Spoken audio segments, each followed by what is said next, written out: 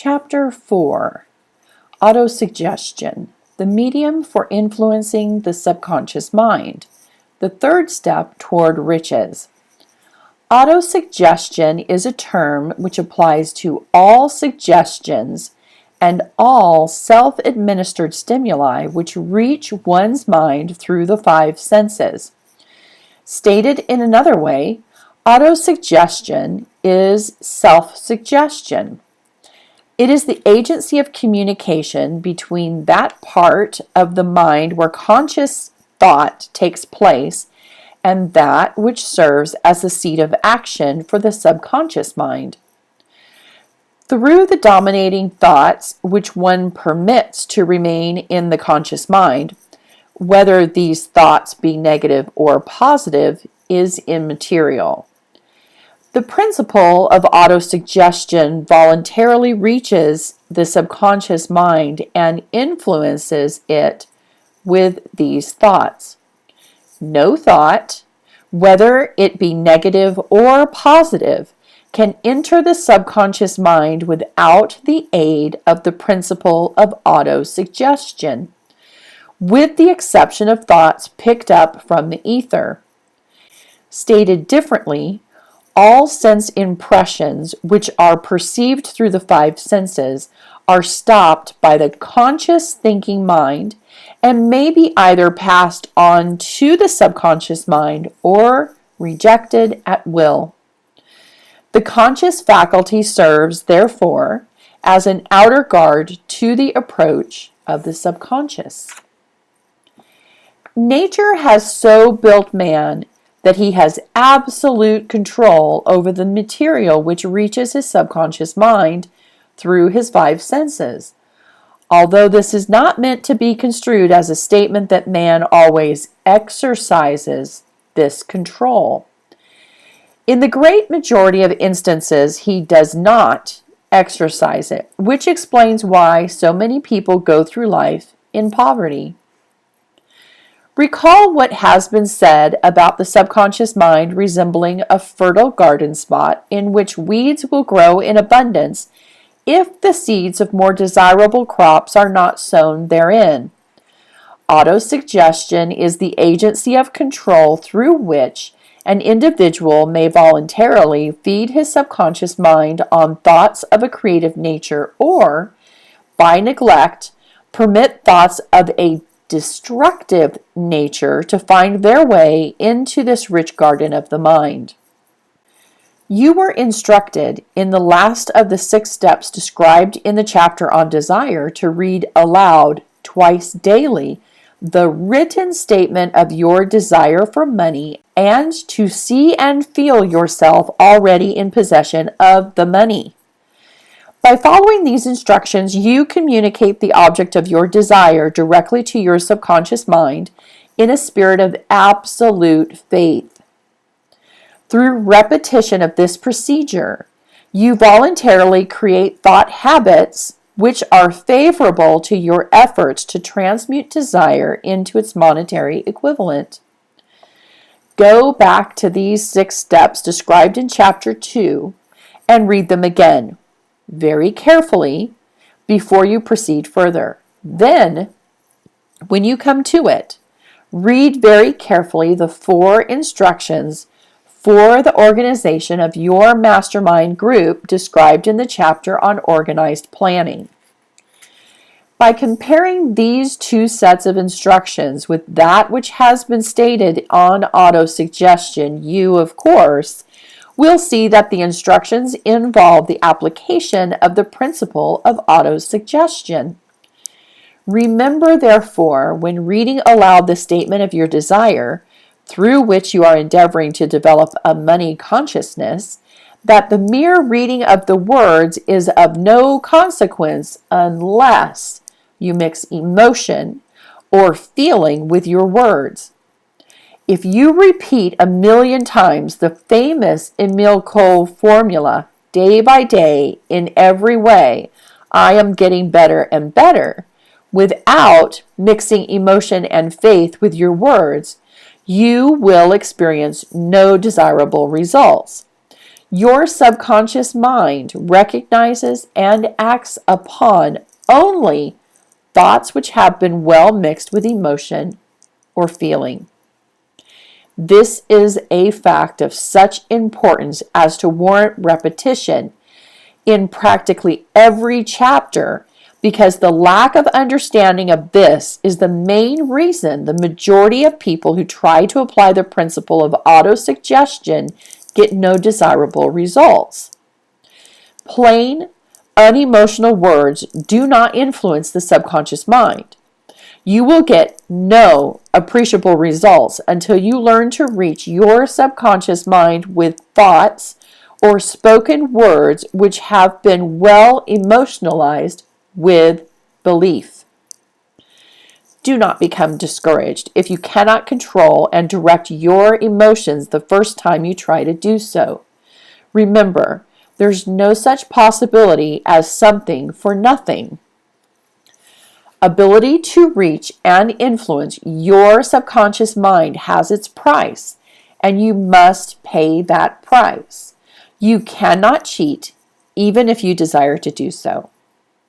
The price of ability to influence your subconscious mind is everlasting persistence in applying the principles described here.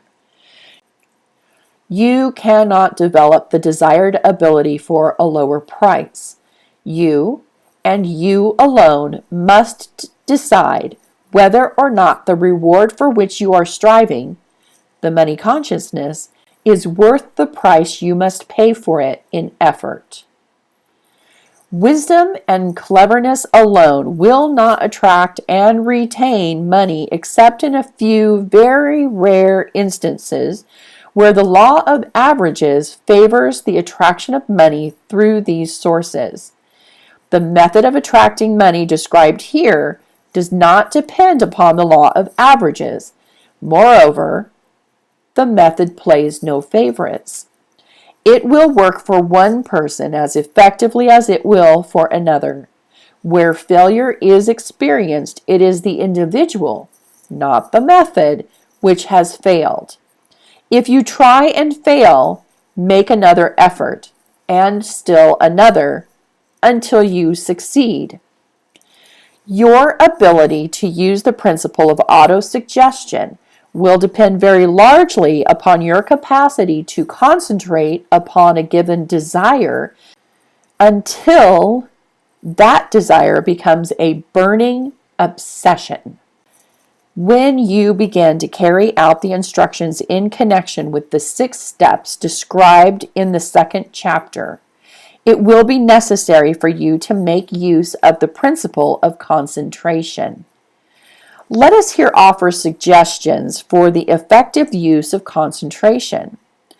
When you begin to carry out the first of the 6 steps, which instructs you to fix in your mind the exact amount of money you desire, hold your thoughts on that amount of money by concentration or fixation of attention with your eyes closed until you can actually see the physical appearance of the money. Do this at least once each day. As you go through these exercises, follow the instructions given in the chapter on faith and see yourself actually in possession of the money. Here is a most significant fact. The subconscious mind takes any orders given it in a spirit of absolute faith and acts upon those orders, although the orders often have to be presented over and over again through repetition before they are interpreted by the subconscious mind. Following the preceding statement, consider the possibility of playing a perfectly legitimate trick on your subconscious mind by making it believe, because you believe it, that you must have the amount of money you are visualizing, that this money is already awaiting your claim, that the subconscious mind must hand over to you practical plans for acquiring the money which is yours. Hand over the thoughts suggested in the preceding paragraph to your imagination and see what your imagination can or will do to create practical plans for the accumulation of money through transmutation of your desire. Do not wait for a definite plan through which you intend to exchange services or merchandise in return for the money you are visualizing, but begin at once to see yourself in possession of the money, demanding and expecting, meanwhile, that your subconscious mind will hand over the plan or plans you need. Be on the alert for these plans, and when they appear, put them into action immediately. When the plans appear, they will probably flash into your mind through the sixth sense in the form of an inspiration. This inspiration may be considered a direct telegram or message from infinite intelligence. Treat it with respect and act upon it as soon as you receive it. Failure to do this will be fatal to your success. In the fourth of the 6 steps, you were instructed to create a definite plan for carrying out your desire and begin at once to put this plan into action. You should follow this instruction in the manner described in the preceding paragraph. Do not trust to your reason when creating your plan for accumulating money through the transmutation of desire. Your reason is faulty. Moreover, your reasoning faculty may be lazy, and if you depend entirely upon it to serve you, it may disappoint you. When visualizing the money you intend to accumulate with closed eyes, see yourself rendering the service or delivering the merchandise you intend to give in return for this money. This is important. Summary of instructions. The fact that you are reading this book is an indication that you earnestly seek knowledge. It is also an indication that you are a student of this subject. If you are only a student, there is a chance that you may learn much that you did not know, but you will learn only by assuming an attitude of humility. If you choose to follow some of the instructions but neglect or refuse to follow others, you will fail. To get satisfactory results, you must follow all instructions in a spirit of faith. The instructions given in connection with the 6 steps in the 2nd chapter will now be summarized and blended with the principles covered by this chapter as follows. First, go into some quiet spot, preferably in bed at night, where you will not be disturbed or interrupted. Close your eyes and repeat aloud, so you may hear your own words, the written statement of the amount of money you intend to accumulate, the time limit for its accumulation, and a description of the service or merchandise you intend to give in return for the money. As you carry out these instructions, see yourself already in possession of the money. For example, suppose that you intend to accumulate $50,000 by the 1st of January, 5 years hence, that you intend to give personal services in return for the money in the capacity of a salesman. Your written statement of your purpose should be similar to the following. By the 1st day of January 19, I will have in my possession $50,000, which will come to me in various amounts from time to time during the interim. In return for this money, I will give the most efficient service of which I am capable, rendering the fullest possible quantity and the best possible quality of service in the capacity of salesman of. Describe the service or merchandise you intend to sell. I believe that I will have this money in my possession. My faith is so strong that I can now see this money before my eyes. I can touch it with my hands. It is now awaiting transfer to me at the time, and in the proportion that I deliver the service I intend to render in return for it. I am awaiting a plan by which to accumulate this money, and I will follow that plan when it is received. Second, repeat this program night and morning until you can see, in your imagination, the money you intend to accumulate. Third, place a written copy of your statement where you can see it night and morning and read it just before retiring and upon arising until it has been memorized. Remember, as you carry out these instructions, that you are applying the principle of autosuggestion for the purpose of giving orders to your subconscious mind. Remember also that your subconscious mind will act only upon instructions which are emotionalized and handed over to it with feeling. Faith is the strongest and most productive of the emotions.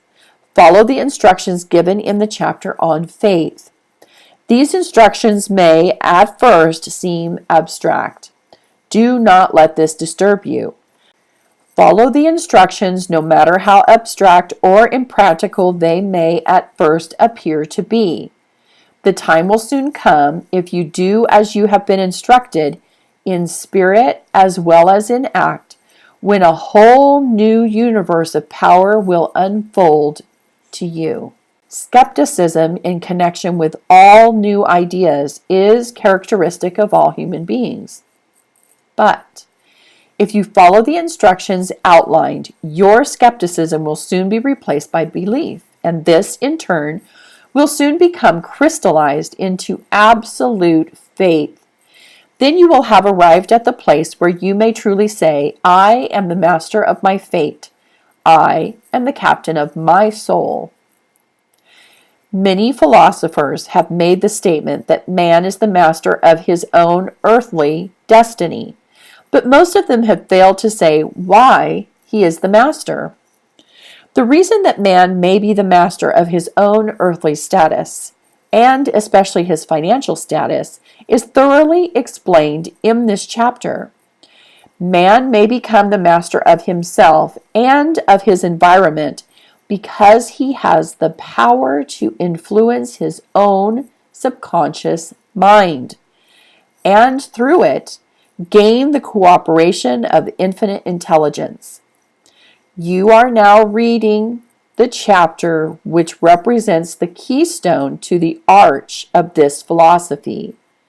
The instructions contained in this chapter may be understood and applied with persistence if you succeed in transmuting desire into money.